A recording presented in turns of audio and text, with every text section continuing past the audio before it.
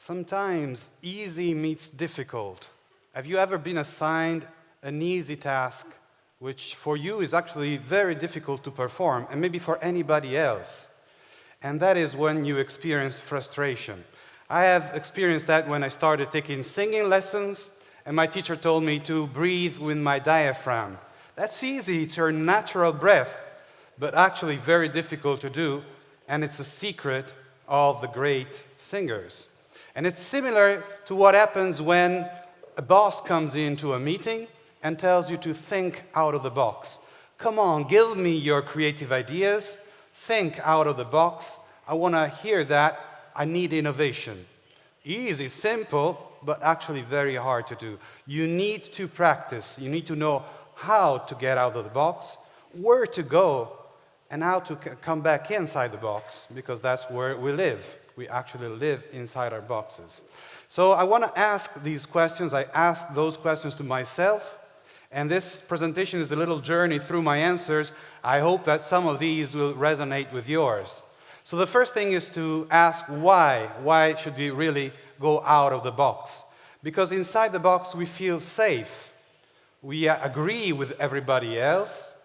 And when we go out, we risk our reputation. We worked so hard for a lifetime to build it up. Why should we risk it? Is this something which is a luxury that only a few people can do? Or is it really a necessity? So why? Think of our lives today. We are really part of a network. We are nodes in a network. We share information in real time. And we, in the end, all possess the same information. That's the end of it. And that is a scary thought. If we all possess the same information, what makes a difference between ourselves? Where does our dignity as human beings lie? It really depends on what we generate with that common shared information. So to think creatively, to go out of the box, is not a luxury, it's a necessity for us and for our dignity as human beings.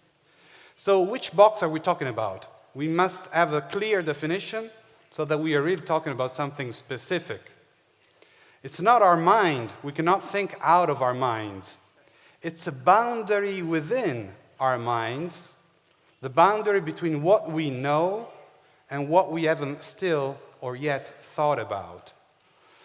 What is our mind? What is our knowledge structure? It's an emergent phenomenon out of a complex mechanism, which is the brain. We start with initial conditions, our genetic heritage. We have boundary conditions, the environment. We have indirect experience, years and years spent in school and university to learn what other people have thought, what other people have discovered, what other people have created. And then we have our own direct experience, our successes, our failures, that really make what we are. All of this builds the ant hill within which we live, and we live very well in that. And whatever we think inside that ant hill, that box, we feel safe. Whatever is outside, it's invisible to us. We don't know what is outside. That is why it's so risky, because nobody else knows. And so we are faced with something which is necessary to our dignity, but actually it's very difficult to do. How do we go out of the box? How do we do that? What are the mechanisms? Do we need to wait for an apple to fall on our heads? Or are there some specific techniques? Well, reality is out there for us to perceive it. It's beautiful. You see these flowers. And we have a lot of ideas, which is our convergent information, the dominant ideas. Whenever we need to think about an area, a focus area, we have ideas on how things should be. We have requirements. We have specifications. We know how things are, because that's the way they always have been. But if we want to go out of the box, we need to add something more, a little spice, something which goes beyond the convergent information, something wrong, something absurd, something which apparently is not relevant, something which takes us far. This is what we call divergent information. We need a little bit of that divergent information to cross the borders within our minds from what we know to what we haven't yet thought about. So this is the essential mechanism that is necessary, and it takes us to a place where we don't really know where to go. We are suspended. It's like the middle game in chess. Where do you go once you're out of the box? You have no preset direction. So it's really a potential situation that brings us to a feeling that we should immediately go back. This does not make any sense. Let's go back to a safe place. Let's go back inside the box. That's a temptation that we need to resist. We need to value long thinking. Normally we talk about brilliant thinking, fast thinking, deep thinking, but here we're talking about something different, long thinking. What does that mean? It's some thought that takes us far. It's as if you were reading poetry or listening to music. You don't judge the single notes. You don't judge the single words. It's the ensemble that gives you a feeling and takes you far. We must do the same thing with our concepts. We need to go far.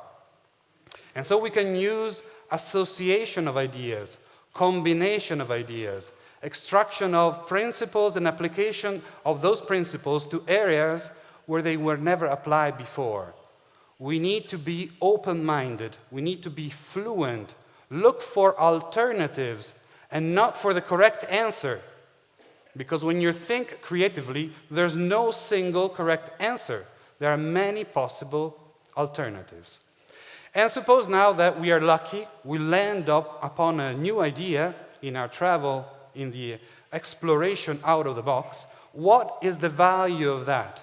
How do we assess the value of a new idea? It's very difficult if it's really new, because you've never seen that before. Nobody else has seen that before. It's as if we landed on a new planet, totally undiscovered territory. And it's difficult to understand the value of something new, first of all, because we don't feel entitled to be inventors. Who am I to be the generator of that new idea? And probably this has been thought about before. If this is correct, somebody else would have done it before me. These are all natural mechanisms with which we kill our own ideas. We have to resist that. We have to look for the match between the new idea and our initial drive, our initial focus, or evaluate the idea per se for its own value, and maybe see that that's something that solves another problem which was not yours. Serendipity happens all the time. We just need to have the eyes to see that, to notice the difference. Okay, but we are social animals. We live in an environment, so to think out of the box, bring in new ideas, is going to challenge that environment. When is it a good idea to challenge everybody around you in your working environment? You have a boss. You don't really want to upset him or her. When is it a good idea to think out of the box? Well, first of all, if the environment punishes mistakes, you will never be really tempted to go out of the box. You will remain safely in a known environment. So if you want to stimulate an environment which is creative, you need to allow the existence of divergent information. You need to allow irrelevant information to come in. You have to mix and match different disciplines. You have to use metaphors in the organization. Only in that case, you will allow the environment to be really prone to the generation of new ideas. So I want to end my talk with a little experiment. We wanted to do this interactively with you, but the time is scarce. So I have indeed prepared a little thing. But if you believe me, and to be honest, this has been generated in the space of few minutes. The generation of ideas, this travel outside of the box, is something which happens very fast. So where should we experiment? Okay, let's say that we want to generate new ideas about TEDx conferences. We are here, so that's a focus area which is very clear to all of us. Now let's start from the convergent information about TEDx conferences. What is needed to make an excellent, good TEDx conference? Well, you need the brilliant speakers that will come up. You need an excellent theme. You need fast speaker-to-speaker transitions. You need grand settings.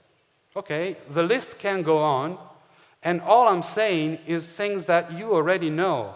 This is all convergent information. Safe, I'm not generating anything new. I'm inside the box. Now I want to go out, so I apply a divergent modifier to any of these convergent elements. Start from the last one, for example, the grand setting. So a divergent modifier, for example, is to exaggerate, bring it to the limit. So instead of thinking of a TEDx conference in a theater, think of a TEDx conference in a stadium. Does this make any sense? In a stadium. Very difficult to organize, even more difficult than in a theater. And how do you fill the place? How do you fill the stadium? It's too difficult. Doesn't make any sense. I'm tempted to reject that idea.